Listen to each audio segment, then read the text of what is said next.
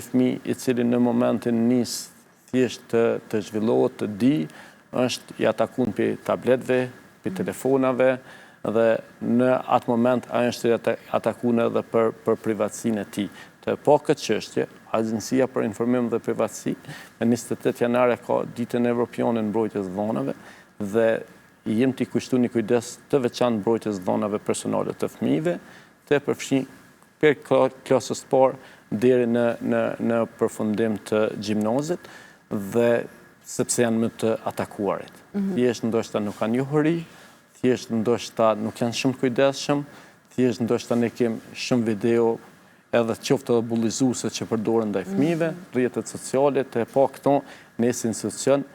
bashkëpunim me Ministrinë e Arsimit, Shkencës dhe Teknologjisë, po e kemë në plan program tonin si strategji që kjo çështje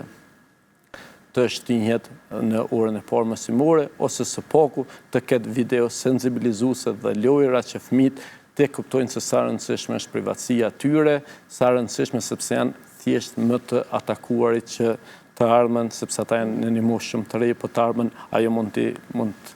gjithë jetën e vetë mund të ndikoj, ta përcjell. Dhe për këtë arsye ne i kemi kushtu një kujdes veçantë kësaj natyre dhe sa i përket publikimit fëmijëve, të prindve, të kujdestarëve,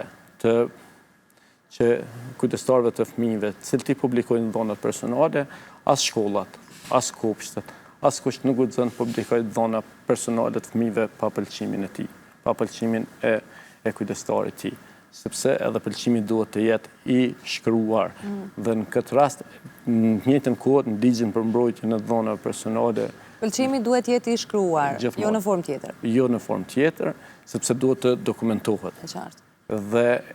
është një diçka e re që ka linë ligjin për mbrojtjen e dhonave personale, është e drejta për të harruar. Çka nën kupton kjo? Nëse ty të kanë ndodhur, apo ti ke publiku, apo në institucion kanë nxjerrë disa fotografi, apo disa dhona tua personale, dhe nuk ka një obligim ligjor mo që ato dhona, qoftë penale, po qoftë edhe dhona tjera, mi rujt në, apo me qenë në vefaqe vetë publike, ty të lindë drejta